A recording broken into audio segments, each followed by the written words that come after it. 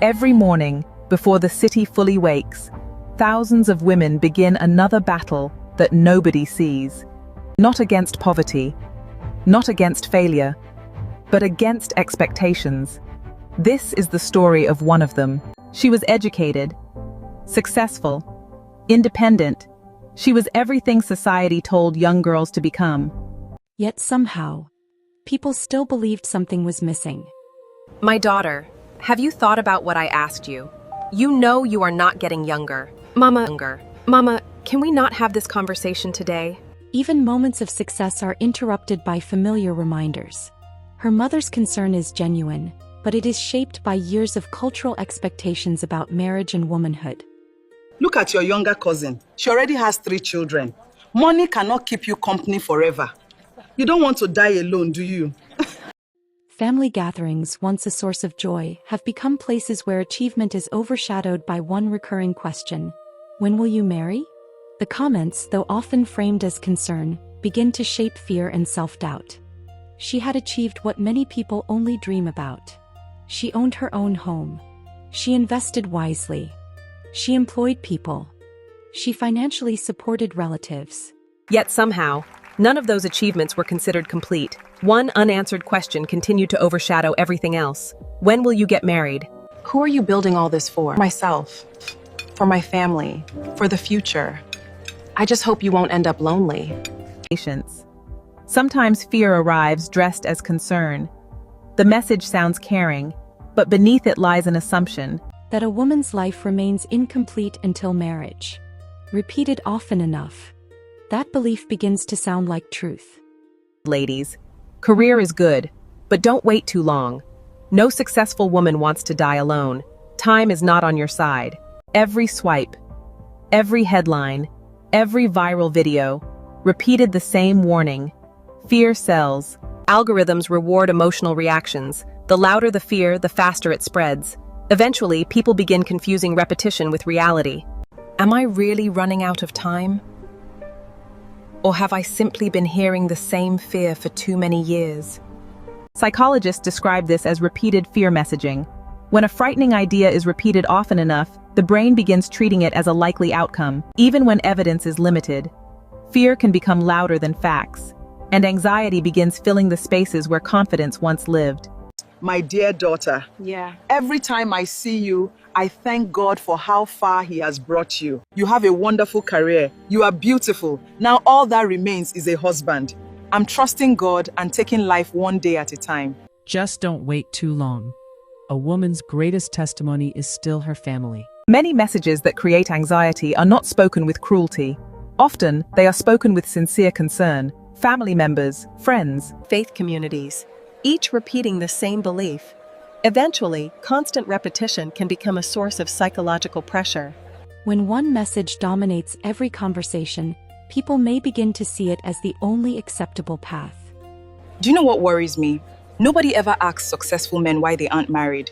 Sometimes I wonder if something is wrong with me. Nothing is wrong with you. People have simply repeated the same fear until it sounds like fact. Marriage is beautiful, but fear should never be the reason anyone enters it. One emotionally healthy relationship can interrupt years of unhealthy messaging. Supportive friendships often help people question beliefs they have accepted without evidence. Healing frequently begins with one honest conversation. My daughter, everything I say because I love you. I never want you to feel lonely. Mama. I know, but sometimes it feels like everyone is more afraid for me than I am. Maybe. Because I remember how difficult life was for women of my generation. Fear is often inherited. One generation survives hardship, then unknowingly teaches the next generation to expect the same dangers. Love can sometimes carry fear from one generation to another. But what if the greatest fear was never dying alone? What if the greatest fear was living according to someone else's timetable? What if the real question is not, who will marry you, but, are you building a life filled with purpose, healthy relationships, financial security, community, and emotional peace? Research across many populations has consistently found that strong social support is associated with better health and well-being. Marriage can be one meaningful source of support. But it is not the only one. Healthy friendships, close family bonds, community, purpose, and emotional well-being all contribute to a fulfilling life. Fear rarely begins with strangers.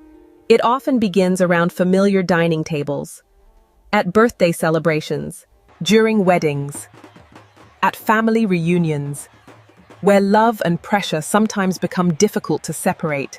My daughter, your new car is beautiful. Your promotion is impressive. But tell me, when are we buying a sweetie for your wedding? When the right person comes. Don't let standards become loneliness.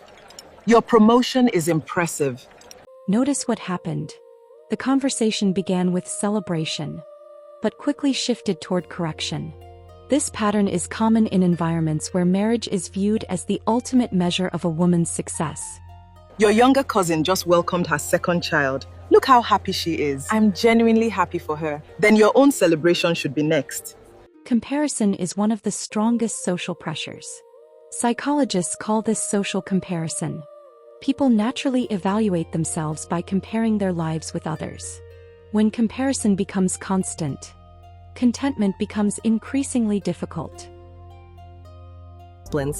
Statements repeated over many years begin forming automatic thoughts.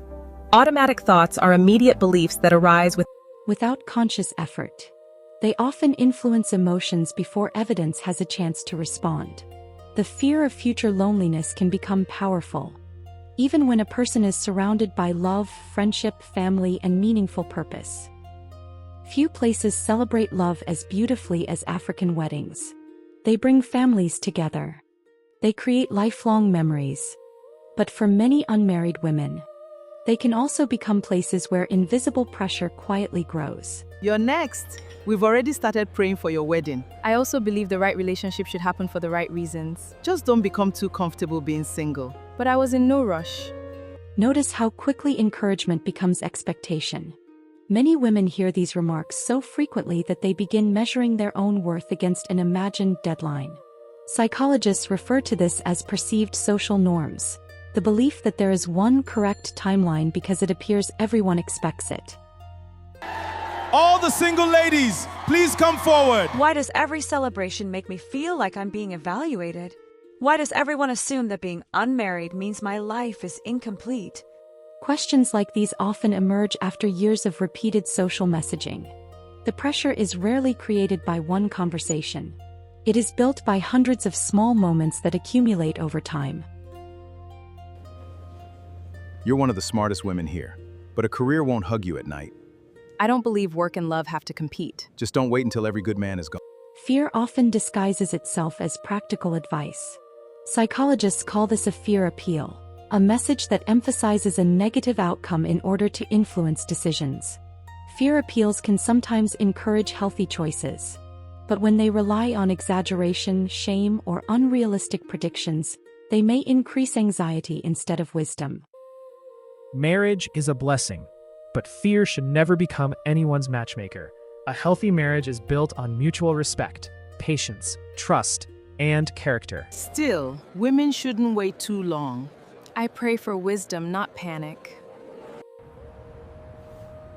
Ladies over 30, time is running out. Don't become too successful to be chosen. You'll regret waiting. Why is fear louder than hope? Messages repeated often can feel more believable. Digital platforms are designed to reward content that captures attention. Messages that trigger fear, urgency, or outrage often spread quickly because they encourage people to react and share. Over time, repeated exposure can make these messages feel more common or more certain than they truly are. This does not mean the message is accurate. It means the message is memorable. Success isn't enough. Maybe something really is wrong with me. Automatic negative thoughts. They arise quickly, often without evidence, because the brain has heard the same message so many times that it begins accepting it as reality. This is not proof that the thought is true. It is evidence that the thought has been rehearsed. Let's pause and examine what is happening psychologically. This is called a fear appeal. A fear appeal is a persuasive message to motivate behavior by emphasizing a possible negative outcome. Fear appeals are common in advertising. They appear in public health campaigns, we see them in politics, and unfortunately, they appear in relationships. Fear-based advice pressures. It informs our decisions. Fear appeals are not always harmful. For example, warning people about the dangers of drunk driving or encouraging cancer screening can promote healthier choices. However, fear appeals become problematic when they exaggerate risks, oversimplify complex realities, or encourage decisions based primarily on anxiety rather than thoughtful judgment. The message shifts from, "Consider your future carefully," to, "Act now, or your life will be ruined." Connection strengthens us. Marriage can certainly be one meaningful source of companionship. So can close friendships and community involvement. Maybe fear doesn't deserve to write my future. Purposeful work and emotionally healthy relationships. Psychological well-being is strengthened through multiple forms of connection. The goal is not simply avoiding loneliness. Ines, it is building a life where connection, meaning, and respect can flourish. Our brains evolved to notice threats quickly because survival depended on it. When a message repeatedly warns us about a frightening future, our attention naturally focuses on that possibility. Those words so many times, I stopped asking whether they were actually true. Wedding, every family gathering, they all made me believe I was racing against an invisible clock. Recognition is the beginning of psychological freedom. Fear itself is not the enemy. The real question is whether the fear is proportional to the evidence. Healthy fear informs. It does not shame. Human beings are deeply social. From childhood, we learn by observing the people around us. Conformity is not always harmful. It helps families cooperate, communities function, and societies maintain shared values. But problems arise when acceptance becomes more important than authenticity. At your age, I was already raising 2 children. Your cousin is younger than she's already married. You're successful, now it's time to settle down. We'll keep praying that your husband finds you soon. Notice something important. None of these people necessarily intended to harm Amina. Each person spoke from their own experiences, beliefs, and cultural expectations. Yet together, these repeated messages created what psychologists call normative pressure. The feeling that there is one socially acceptable path everyone should follow. When did my dreams become deadlines? When did everyone's expectations become my own? Have I been building Satisfy everyone else's timeline? When did my dreams become deadlines? Or trying to satisfy everyone else's timeline? I still hope to marry, but I no longer want fear to. Marriage is a meaningful goal for many people. So our purpose. Service, friendship, faith, family, and personal growth. The healthiest decisions are those made freely, not under emotional pressure. Automatic thoughts are normal. Everyone experiences them. The important question is not whether they occur, but whether we examine them. Healthy emotional resilience begins when we learn to pause before accepting every thought as fact. I felt afraid for years. I thought I realized it was asking me to slow down, not surrender. Not every uncomfortable conversation is manipulation. Sometimes the people who love us express genuine concern. However, concern invites reflection. Manipulation pressures compliance. Respects your ability to choose. Manipulation often uses fear, guilt, or shame to make you feel that only one decision is acceptable. Healthy love leaves room for thoughtful choice. For years, I measured my life using other people's expectation. I choose a different measure. Success is living with integrity. Success is emotional peace. Success is refusing to abandon myself because of fear. Success is meaningful work. Success is healthy relationships built on mutual respect. I'm no longer running because I'm afraid. From today, I choose purpose. I choose peace.